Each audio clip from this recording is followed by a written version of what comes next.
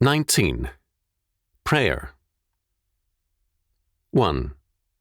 Prayer. Over the years, I have read many books and articles on prayer.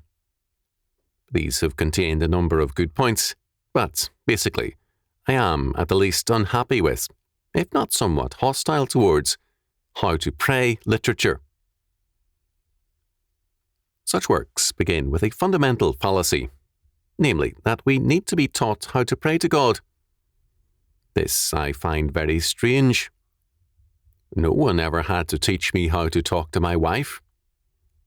When I fell in love with her, I most definitely wanted to talk to her. After all these years, when I am away from home, I call her nightly, and we find it difficult to end our conversation. At home, we talk all day long. We share our experiences, reactions, ideas and feelings. Talking to my wife is as natural as breathing. No more than I needed instructions before I started breathing at birth, do I need instructions on how to talk to my wife. I love her, and talking to her is an aspect of the expression of our love. When, by God's grace, we are born again, talking to Him is an aspect of our new life, like breathing.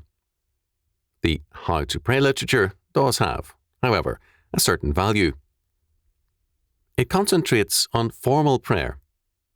It tells us how, in our devotions or in public prayer, to praise God, to thank Him, to remember the needs of all His people, the sufferings of the needy, and more. Such prayer involves also the confession of sins, the commitment of ourselves and our hopes, fears, and needs to the Lord, and so on. At the table, in our private devotions, and in public prayer, these prayer manuals and instructions serve a very necessary and useful function. They keep our prayers from becoming self-centered, and they require us to keep our minds fixed on the kingdom of God and all His glory. But my concern is the prayer that is most basic, our talking to God. By this, I mean our one-sentence prayers all day long, by which we silently but continually communicate with God. We thank Him for our night's rest and the day's joys. When we face a difficult situation, we ask, Lord, give me patience to cope with this problem. Then later, we thank Him for His guiding hand and care. If we have a difficult person to meet with, we ask, Lord, I don't know what to say. I don't want to lose my temper or hurt the kingdom by my failure here. Give me the grace to deal with this man.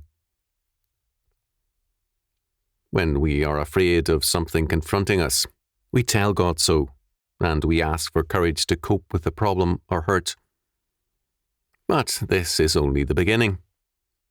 I do not talk with my wife about serious and important matters only. I talk to her for the joy of communion with her. We tell each other of our love a dozen or more times daily. I enjoy the sound of her voice, and she mine. The Song of Solomon speaks of this more than once, referring with joy to the voice of my beloved. So too, when we delight in the Lord, we talk to Him all day long. Is it a beautiful day? Lord, how glorious is Thy creation. When I go fishing, the first one to hear about the results is the Lord. Of course, He knows before I do, but talking to Him is life itself. Last year, on a single cast, I caught 2 bass, each hitting the plug from different directions when it hit the water. Thanks, Lord, what a thrill. Prayer is talking to God. Now, when I talk to my wife, I do not limit my conversation to the start of meals or morning or evening, beginning by saying, Dear Dorothy. I talk to her all day long, going and coming. The more we talk, the more we enjoy talking to each other. If I only talk to God when I am in church, at the dinner table, or in private devotions, my relationship to Him will be cold, formal, and a bit awkward. If I talk to Him in the shower, at my desk as I work, while gardening or walking, or whatever I am doing, I am much closer to Him and more familiar with Him. I have then a happy relationship in which talking to God comes easily.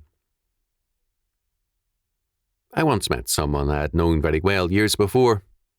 We had been close friends, but about 40 years ago we moved to different areas, and our lives took very different directions. It was a pleasure to see him, but a bit strange. We very quickly ran out of conversation because our lives had grown so far apart.